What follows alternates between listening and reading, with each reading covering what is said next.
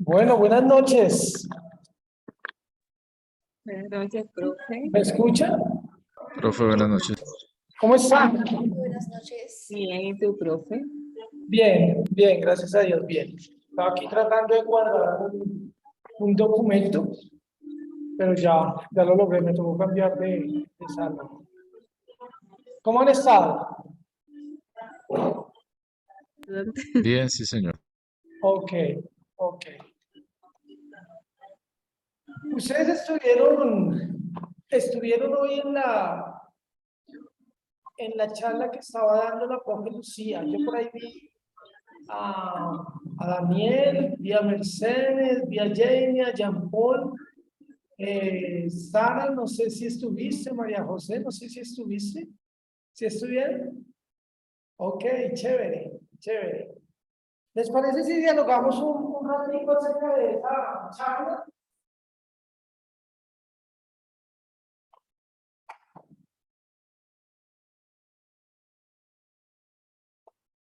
¿Qué tal les pareció? Profe, por ahí iba a hacer una pregunta, pero después vi que no había como mucho tiempo, entonces pues ya me arrepentí. pero sí, o sea, era en la dirección de preguntarle a la profe de cuál había pesado en su investigación, cuál de las dos formas había pesado más, porque ella habla de que se hizo una aproximación teológica, como concretar y producir teología, la propuesta teológica, pero también el aporte a lo pastoral.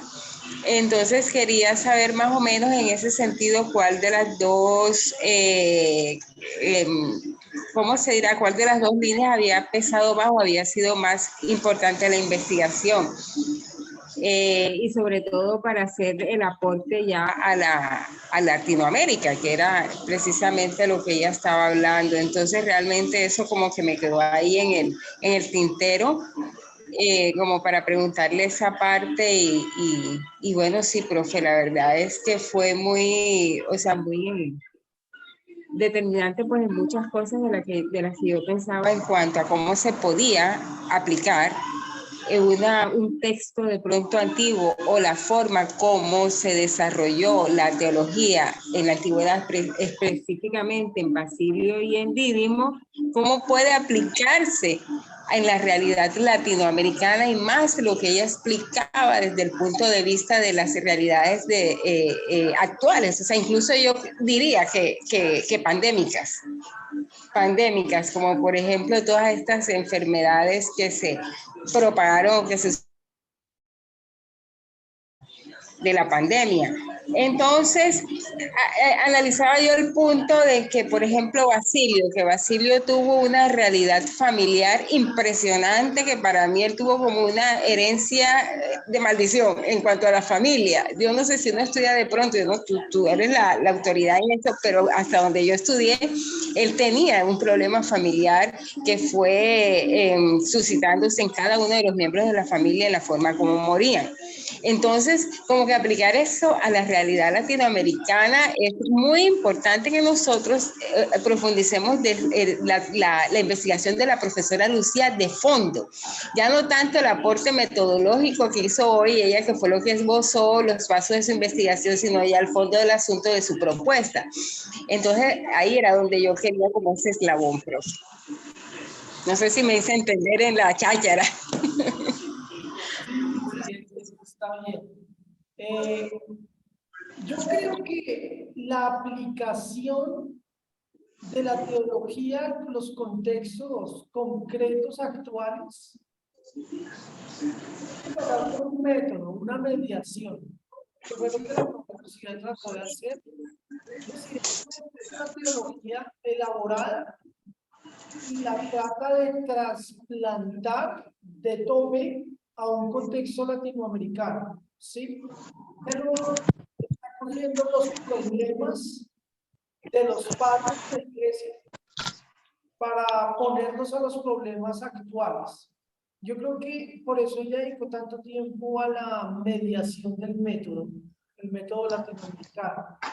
Porque es a través del método que nosotros podemos tomar una ruta para poder, uno, interpretar la realidad, interpretar el texto y finalmente llegar a una base de praxis de la fe. Sí, pero ya ahorita miramos un poquito acerca del método, porque de alguna manera nosotros también estamos viendo algunas cosas con algunas lecturas y vamos a ver algo de ello. Sí. No sé, los demás, ¿qué les pareció?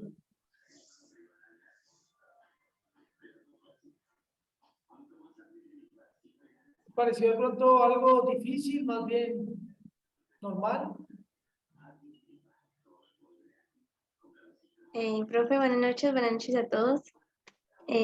Algo que me llamó la atención, como 3 cosas o 4 que me llamaron la atención, fue que ella como que abordó la teología basada en un contexto específico, ¿cierto? Porque nosotros como investigadores debemos también ser específicos y saber a dónde vamos a llegar, a quiénes nos vamos a referir, cuál es el objeto de investigación, qué cosa vamos a hacer y así especificar, o sea, ir como de lo más grande a lo más específico, de lo general a lo más puntual. Y pues sí, una teología que se basa en el contexto, ya en el contexto latinoamericano en este caso. También una teología o una investigación que se aproxime a las necesidades de la gente, porque ella se concentraba más como en el ámbito social, en la necesidad que había, en esos problemas que tiene pues esta parte del mundo, en Latinoamérica. También utilizaba esos problemas, bueno, eso es como ya una redundancia, para hacer un acercamiento teológico. Y pues algo que me llamó también la atención, ya como de lleno que ella decía, era que utilizaba el uso de las Sagradas Escrituras y la comunidad de fe para llegar a una verdad cristiana, como que esa articulación de lo que serían las Escrituras y la Iglesia en este ámbito latinoamericano y llegar a eso, una verdad cristiana que se aborde pues en los días actuales. Y bueno, eso fue lo que me llamó la atención de lo que ella dijo, profe. Ok, súper, súper. Yo creo que ahí estamos tratando de definir que la teología tiene que surgir desde la realidad. Esa es la novedad de lo latinoamericano. Vamos a insistir en ello. La novedad de la teología latinoamericana es que la fuente de reflexión parte de la realidad concreta, de la vida misma. Nosotros constantemente hemos hecho reflexión a partir de otras fuentes. En caso particular, las fuentes de la escritura, fuente de tradición, fuente de filosofía. Desde ahí hemos abordado la teología y la hemos pensado. Así lo ha hecho Europa, así lo ha hecho Estados Unidos, y nosotros obviamente hemos consumido esos métodos y esas formas de hacer teología. En Latinoamérica, la teología o la reflexión teológica es un acto segundo, decía Juan Luis II, valga la redundancia. El acto primero es la vida, la praxis de fe, la realidad concreta, ¿sí? Es por ello que se toman en cuenta 3 mediaciones. ¿Ustedes recuerdan cuáles son esas 3 mediaciones que nombró la profe? Acerca del método. La conferencia realmente se trató del método en la teología latinoamericana, ¿sí? Ahora, ese método tenía 3 punticos. Sí, profe, aquí está el método teológico latinoamericano, ¿sí? Sí, esa se trata la conferencia. ¿Cuál es el método? Hermenéutico es otro. Ese es el segundo, sí. Ese es el segundo. Ella habló de la primero, el primero que yo tengo aquí apuntado es un acercamiento comprensivo que se llama Acercamiento Comprensivo del Método Teológico Latinoamericano. Pues ese es el título. Ese es el título, ese es el título. Creo Bueno, que y es después habló de... antropológico, ¿no? ¿Cuál? ¿No era el antropológico? No, el No, método total es un método antropológico, pero los 3 ¿cuáles son? bueno, después ella habló del hermenéutico y uno de mediación práctica. Ese es el tercero. Ah, bueno, el primero entonces se me escapó. Se te escapó el primero. Sí, profe. El primero es una mediación socioanalítica, ¿sí? Ah, sí, profe, Una mediación sociohistórica. socioanalítica. Entonces, en la teología latinoamericana, ustedes van a ver esos 3 punticos de diferentes nombres. Por ejemplo, la mediación socioanalítica es lo que en la teología de la liberación, en la teología latinoamericana llaman el ver. Solo que pues para que suene más académico es mejor decir análisis socioanalítico, ¿sí? La mediación. Pero cuando hablan en círculos pastorales, eso es el ver. ¿Y qué significa? Es un análisis de la realidad, es ver la realidad y lo que ella le mueve a hacer a uno. Ese ver no es simplemente un mirar y observar la realidad. Es un ver que lo lleva a uno a la praxis. Es un ver que también se construye a través de otras disciplinas, y ella también habló de ello. Es decir, el análisis de la realidad no es suficiente con la sola teología. El teólogo, con las herramientas de teología, no tiene las suficientes herramientas ni recursos para un análisis concreto de la realidad. Entonces, ¿quiénes son los que analizan la realidad y qué ciencias y saberes analizan la realidad? Bueno, la sociología es una de las herramientas que analiza o uno de los saberes que analiza la realidad. De manera que el teólogo lo que tiene que hacer es ir a la sociología y tener un diálogo abierto, polifónico, para dar cuenta de lo que está sucediendo en la realidad. La sociología trabaja con algunos métodos particulares, ¿sí? Por ejemplo, también la psicología analiza también la realidad. Las ciencias analizan la realidad.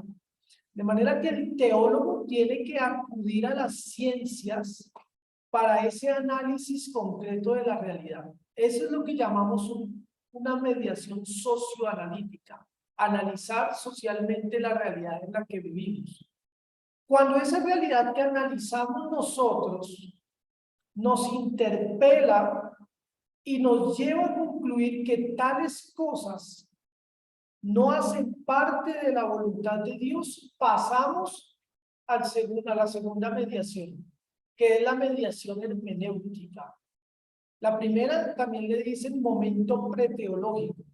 Es decir, tú no necesitas la teología para analizar la realidad, aun cuando otros teólogos han dicho que uno tiene que particularizar.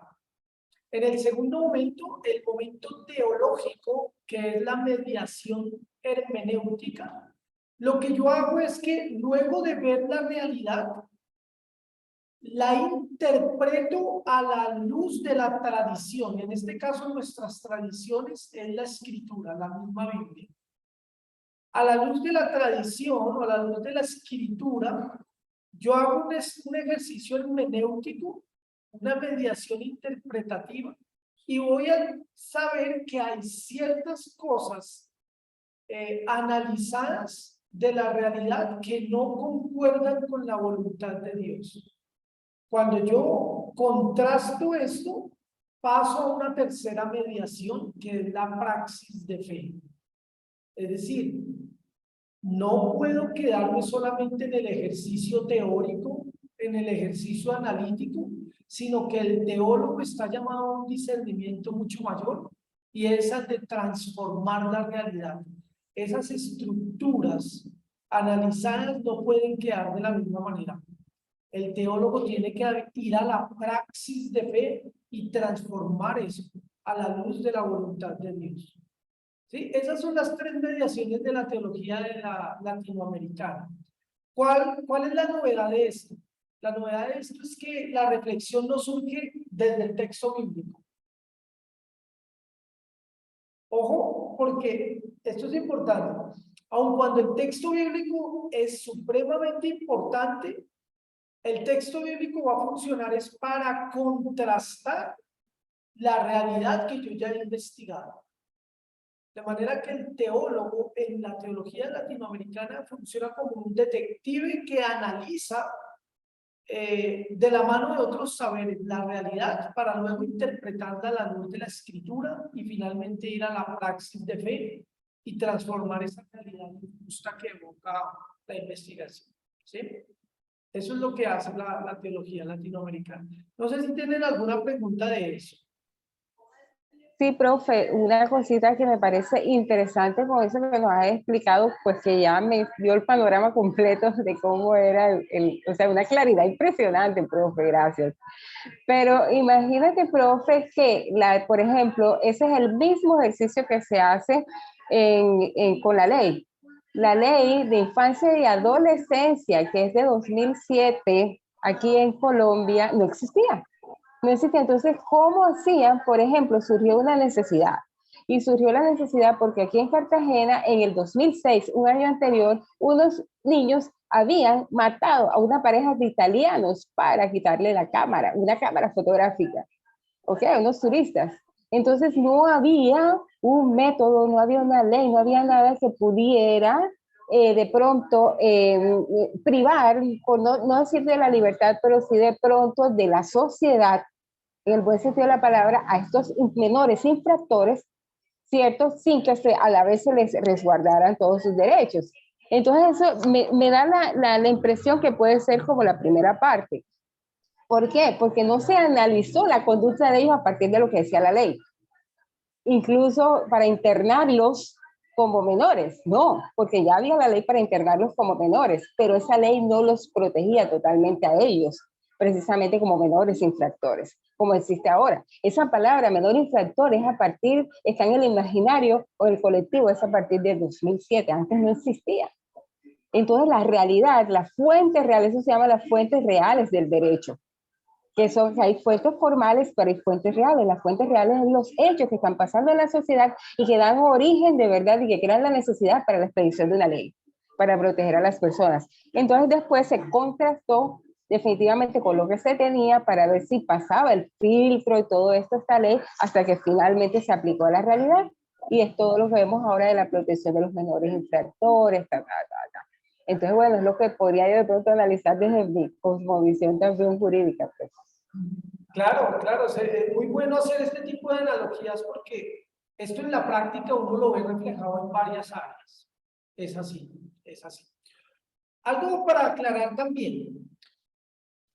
La teología bíblica latinoamericana, en nuestros contextos un poquito conservadores, va a ser, como dijo Marta, en muchos casos satanizada, criticada, malentendida. ¿Por qué? Porque, como hemos visto en la mediación del ver, en la mediación socioanalítica, la sociología es la que nos brinda las herramientas para el análisis concreto de la realidad. Y esta sociología, los teólogos principalmente se han fundamentado en el método sociológico de dos autores particularmente, Max Weber y Karl Marx. Y como ustedes saben, el famoso filósofo Karl Marx es un hombre que ha sido pues muy criticado y muy odiado, digámoslo de esta manera, por la iglesia en general. En primer lugar, porque es un hombre ateo. Pero que sea ateo no significa que el ejercicio de investigación no sea útil para desarrollar o para analizar la realidad. Por ejemplo, hay muchas personas que han creado los celulares y que han aportado a la tecnología que hoy tienen ustedes en sus manos, que han sido ateos. El hecho que sean ateos no significa que no sirva lo que ellos desarrollaron, ¿verdad? Porque lo usamos. De alguna manera funciona así. Por ejemplo, también Stephen Hawking, que era un hombre ateo, pero el hecho de que sea ateo no significa que todo lo que él dijo sea malo o sea incorrecto. Al contrario, él ha desarrollado unas teorías y nos ha acercado a la comprensión del universo de una manera asombrosa. Entonces uno dice, Dios habla a través de lo que él quiere. Lo mismo pasa con este tema con Karl Marx. El hecho de que Karl Marx sea un hombre ateo no quiere decir que su método de sociología para el análisis de la realidad sea fatuo completamente. Esto a los teólogos les ha ayudado a la elaboración de un análisis concreto de la realidad y poner de manera científica la realidad expuesta en análisis. Eso prácticamente es lo que hace. Por eso es que dicen que la teología latinoamericana tiene un corte izquierdista, un corte de sociología, un corte de no comunista, pero sí socialista. Es porque los teólogos latinoamericanos, en especial los católicos, se han basado en este tipo de meditaciones para el análisis de la realidad. ¿Sí? Eso es lo que muchos han hecho. Pero, como nos decían en la universidad, ustedes antes, y si ustedes, lo digo de una vez, si ustedes tienen la oportunidad de encontrarse con la teología de la liberación, que es la teología con identidad latinoamericana, ojalá que ustedes vayan a las fuentes. Es decir, que ustedes lean los autores latinoamericanos que han hecho teología de la liberación. Y no dejen que otros les cuenten qué es eso de teología de la liberación. ¿Por qué? Porque lo que van a escuchar en la mayoría de los casos es una interpretación desde una perspectiva de derecha y conservadora acerca de qué es ese tipo de teología. Entonces, independientemente de cuál sea tu alineación política, social, es bueno que escuches las voces primarias, las fuentes. Me refiero a Gustavo Gutiérrez, Juan Luz II, Ignacio Ellacuría, Clodovil Boff, que fue el autor que citó Marta Lucía, Leonardo Dumont, John Sobrino, etcétera, etcétera, José Severino Proato. Todos ellos son personas que hacen e hicieron teología latinoamericana. Y es bueno que ustedes también lo identifiquen. Nosotros de alguna manera en estas teologías sistemáticas de los grandes tratados como la Hammer-teología, la cristología, la soteriología, que son las tres teologías que vamos a ver este semestre, Vamos a tratar de identificar cómo la teología de la liberación lee estas realidades y estas teologías. Y nos daremos cuenta que de alguna manera esto contrasta mucho con nuestras creencias también tradicionales. Por ejemplo, si ustedes ven en el sílabo o en el cronograma, en la última parte de cada teología hay una cuestión de teología latinoamericana. En el hecho de la jamarteología, nosotros vamos a ver, creo que la otra semana, lo que llamamos pecados sociales o pecados estructurales. Eso es una manera muy latinoamericana de ver el pecado y no solo como una cuestión individualista. Hay pecados estructurales, sociales, políticos, que llevan a la corrupción de una comunidad completa también. En la teología de la cristología, lo que vamos a ver es la cristología de la liberación. Eso también es pura teología latinoamericana. ¿De qué me sirve saber que Cristo es Dios? O sea, eso cambia la realidad de las personas. ¿De qué me sirve saber la unión hipostática y que Cristo es 100% hombre y 100% Dios?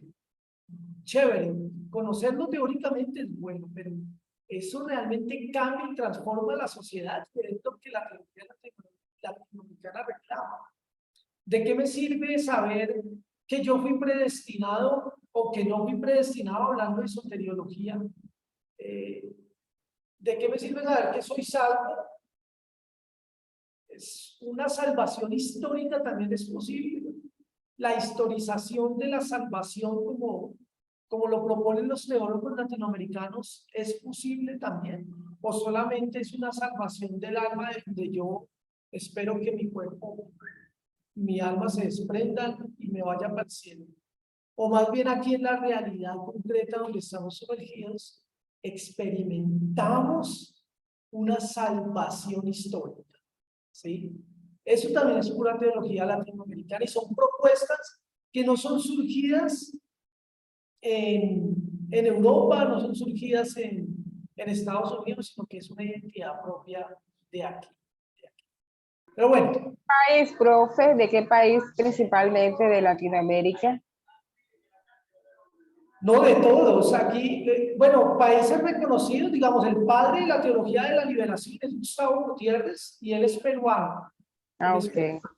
Pero El Salvador, digamos, está también Ignacio Yacuría, en Honduras también, en Argentina hay varios, Juan Luis II, Leonardo Boff, brasilero, Carlos Lester, brasilero. En Argentina también está John Sobrino, José Severino Provato. Sí, básicamente.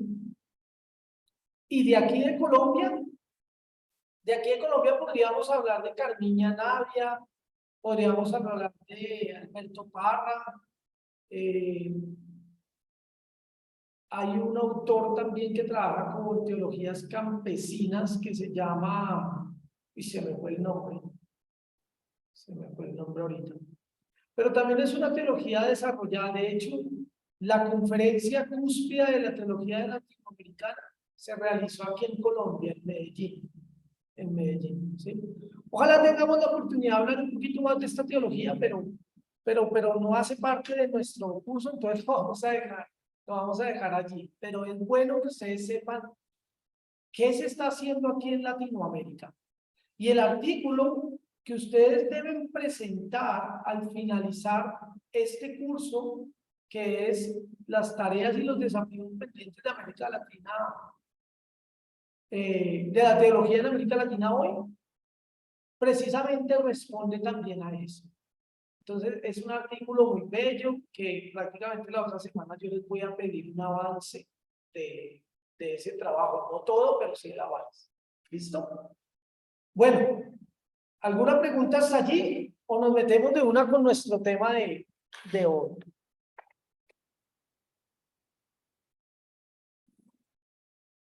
Bueno, si no hay preguntas, vamos entonces a ver nuestro tema.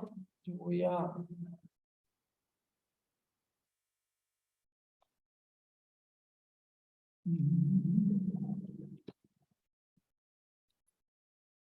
Yo creo que me va a tocar por acá. Lo voy a presentar así.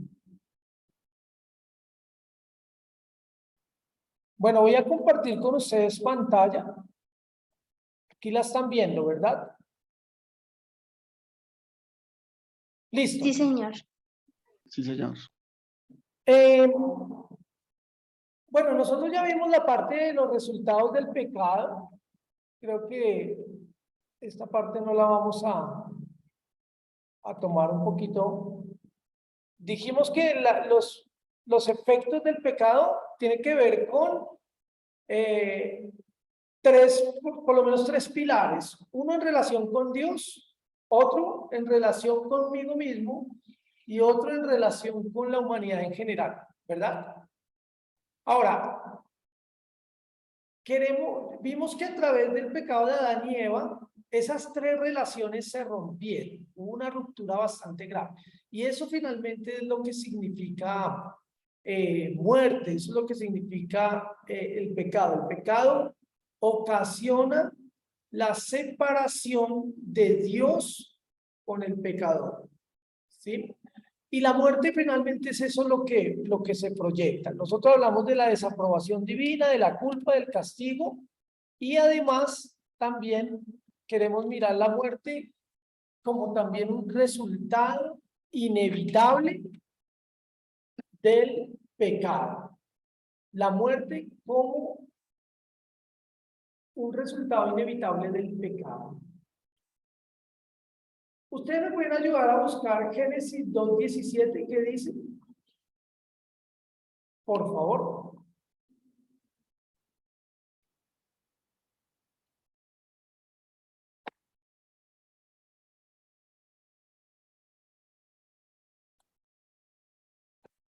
Ya lo tengo, profe, ¿lo leo? Dale, María José, por favor. Mas del árbol de la ciencia del bien y del mal no comerás, porque el día que de él comieres, ciertamente morirás. Ok. De alguna manera, este texto da cuenta de que la muerte puede entrar en el mundo como una realidad y una consecuencia.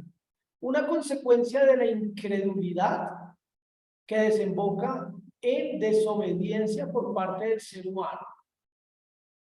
La realidad es que, más allá de una condenación por el hecho de morder una fruta, ¿cuál es el pecado que quiere ilustrar Génesis 3 o Génesis 2? La desobediencia. La desobediencia. Ok. Desobediencia es el resultado ¿de qué? ¿O ustedes creen que la desobediencia como tal es el acto que desencaminó, que descarriló, que sacó a Adán y Eva del proyecto de Dios? La altivez, profe. Ok, la altivez. ¿El orgullo? El orgullo. Falta de temor genuino de Dios. Falta de temor. Creo Profe, que no me sale la palabra cuando se desea la codicia, ¿cómo se llama? La envidia, no sé. Ok, sí, digamos que ellos quisieron también ser igual que Dios, uno podría ver ahí reflejado ello.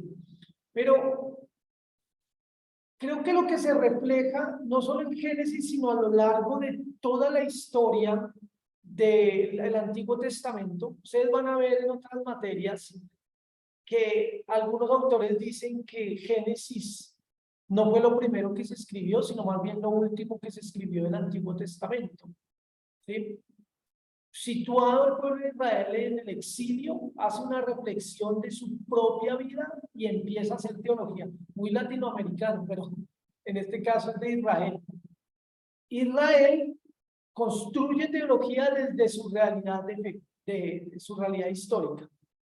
Ellos están en el exilio y allí elaboran una serie de teología que algunos dicen elaboran la teología de Génesis.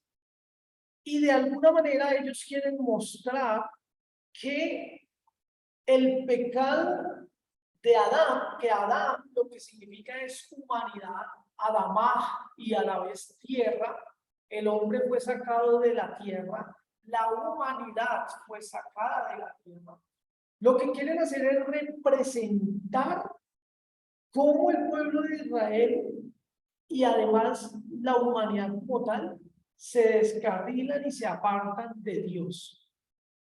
Ustedes van a ver una analogía muy práctica entre lo que le pasa a Adán y lo que le pasa al pueblo de Israel. Dios le da o crea al ser humano, en este caso Adán.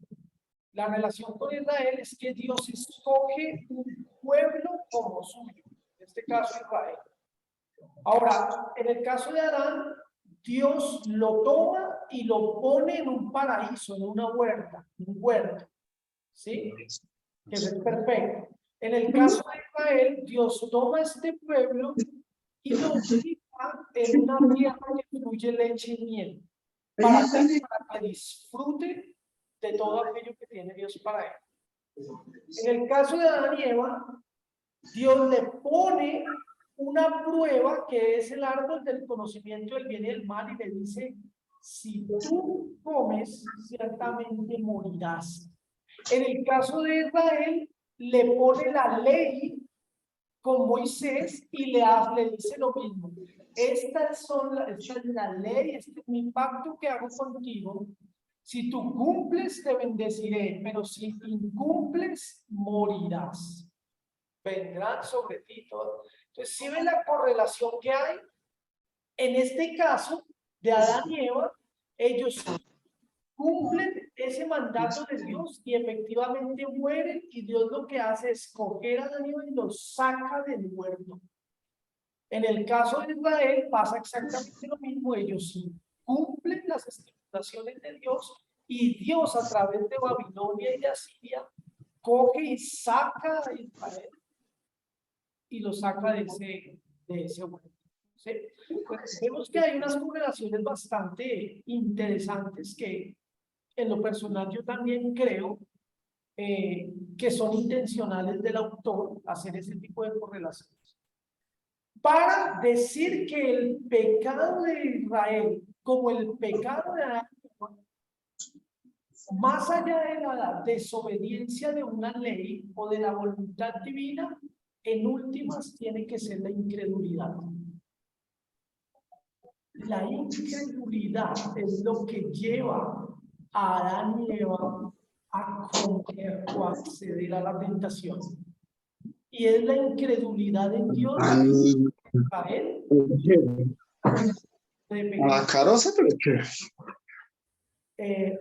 Henry, si va, bueno, va a silenciar, que no me deje. Entonces, Profe, qué pena contigo. ¿Puedes repetir lo último que dijiste, que a Henry se le prendió el micrófono? Gracias. ¿qué lo de la incredulidad? Desde que dijiste que el pecado de Adán y Eva nació de la incredulidad. Sí, tanto el pecado de Israel como el pecado de Adán y Eva quieren ilustrar no solo la desobediencia es un resultado de algo que hay en el corazón, y es la incredulidad. Adán y Eva, su primer pecado tuvo que ver con la incredulidad. Dios les dijo algo y ellos no creyeron en Dios, o no le creyeron a Dios. Como resultado de no creerle a Dios y creerle a otras voces, ellos desobedecieron. Y fue lo mismo que le pasó a Israel. Israel, como resultado de no creer a Dios, ni a la ley, ni a la voluntad suya, ellos desobedecieron, y por eso llegó también el exilio y la muerte para Israel. ¿Sí? Entonces, con esto quiero decir que desde el principio se ve reflejado el tema de la muerte en el Antiguo Testamento. Lo mismo en Romanos 6:23. Ustedes van a leer allí que también se habla de la muerte. Creo que es el texto que dice que la paga del pecado es la muerte. De alguna manera también relaciona la muerte con el pecado. ¿Sí? Muy bien. Ahora, en términos de muerte, uno podría hablar de tres tipos de muerte, ¿verdad? Muerte física, muerte espiritual y muerte eterna. Muerte física, espiritual y eterna. En cuanto a la muerte física, Henry, tienes la palabra. Profe, gracias. Tengo aquí una inquietud antes de que de pronto su merced pase al siguiente tema. ¿Cómo entender aquí, profe, que mientras que para la salvación, pues lo que podemos ver es que, digamos, sí, pareciera que el Señor sí nos eligiera, ¿sí? Pero para el tema del pecado sí pareciera que hay como un libre albedrío, pues es lo que uno puede ver en Adán. Sí, efectivamente, vamos a hablar más de la salvación en el último punto de este curso, que es soteriología, pero de eso hay dos posiciones. Está la calvinista, la arminiana, la pelagiana. Los calvinistas van a optar por decir que como Dios ha determinado y predeterminado todas las cosas que sucederán en el mundo, incluso Dios ha determinado los pecados que yo he de cometer. Eso es una posición un poco radical a mi modo de ver y habría que contrastarla con otros textos bíblicos que no avalan tal postura. En el caso de los arminianos, ellos van a decir que obviamente el ser humano tiene un libre albedrío y en ese libre albedrío él opta por hacer o no hacer la voluntad de Dios, por pecar o no pecar. Eso es lo que dirían los arminianos. Desde San Agustín hay una doctrina que dice el hombre no puede no pecar. ¿Eso qué significa? Que las personas a través de su vida van a pecar porque son seres humanos.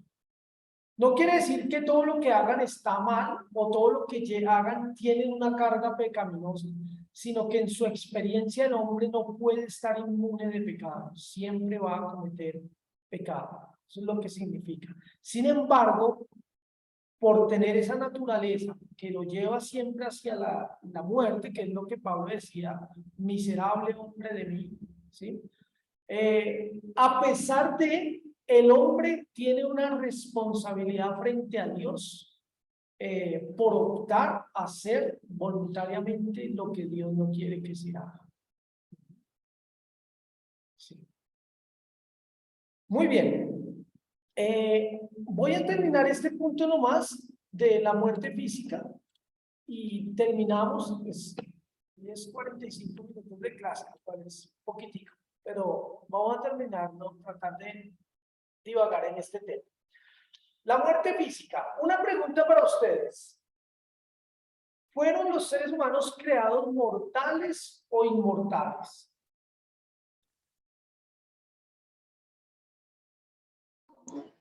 Mortales, profe. Es decir, ¿se crearon para morir en algún momento? Claro, por ahí en las lecturas hay algo sobre eso, profe, que no era que significara que eternamente iba a vivir físicamente Adán, sino la muerte es obviamente la eterna y la espiritual, pero no la física. Entonces, cuando el texto habla de porque el pecado entró al mundo por un hombre y por el pecado, es decir, la causa del pecado, también entró la muerte y así la muerte pasó a todos los hombres porque todos pecaron. Ese texto que Pablo está hablando ahí, ¿cómo podemos comprenderlo entonces? Si Pablo parece ser que dijera que la muerte llega como resultado del pecado. Y si antes no hay pecado, quiere decir entonces que nosotros sin pecado íbamos a morir. Profe, pero se está hablando de muerte espiritual, no física. Por eso, pues los hombres sí fueron creados como mortales, no inmortales, porque aquí hablamos de la muerte física, pero ahí está hablando de la muerte espiritual. Ok. Pablo en algunos casos arguye que la muerte es espiritual. En otros casos, por ejemplo en en Corintios 15, 1 Corintios 15, donde habla de la resurrección, él tiene en mente este contraste entre la muerte física y la vida física. Una muerte que llega como la exterminación del cuerpo, contrastado con lo que Cristo hace a través de la resurrección, que es una vida física. ¿Sí? ¿Nosotros creemos que hay una vida física de la resurrección o creemos es que uno resucita también espiritualmente? ¿Cómo están esperando ustedes la resurrección? ¿Física o espiritual? Física, ¿verdad? De alguna manera creo que nuestra teología arguye que es una vida física, una resurrección física. Pero es cierto, nosotros podríamos tomar estos otros textos más como un indicio para pensar en la muerte, no necesariamente como una estructura de dejar el cuerpo y el alma, sino más bien como una estructura de separación entre Dios y el hombre. Es mejor entender la muerte en ese sentido. La muerte puede significar una separación entre Dios y el hombre. No, vamos a dejar hasta ahí. Si no, yo me emociono y después nos dan las 10. Y es que, por mí, yo no me iría hasta tarde, pero no quiero quitar más tiempo del permitido. Este tema es bien importante, vamos a seguirlo dialogando en la próxima clase. Solamente para aclarar, ustedes para la próxima clase, yo les adjunté un nuevo cronograma con unos cambios pequeños. ¿Listo? Son muy pequeños, pero básense en el nuevo cronograma. La próxima clase ustedes deben leerla muy bien, porque tenemos una actividad de debate en grupo. ¿Listo? Aquí vamos a ver algunos calvinistas, otros arminianos, otros pelagianos, y la idea es que entre nosotros vamos a defender nuestras propias tesis. Entonces, léanlo bien, porque ustedes van a tener que argumentar, solo que no saben en qué equipo van a estar. ¿Listo? Y vamos a tratar de hacer una clase bien dinámica, grupal, para la próxima clase. Pero primero, antes de eso, voy a terminar de explicar por lo menos el tema de la muerte, tanto física como espiritual y eterna. Y ahí sí seguimos con nuestro tema. Siguiente tema también es bien interesante, es la extensión del pecado. ¿Sí? Entonces, hermanos, pues se nos acaba el tiempo, entonces que pasen muy buena noche, que logren descansar y seguimos en este proceso el próximo jueves. Un abrazo, ¿vale? Bendiciones. Gracias, profe. Gracias, profe, descansa. Bueno, que estén muy bien. Gracias.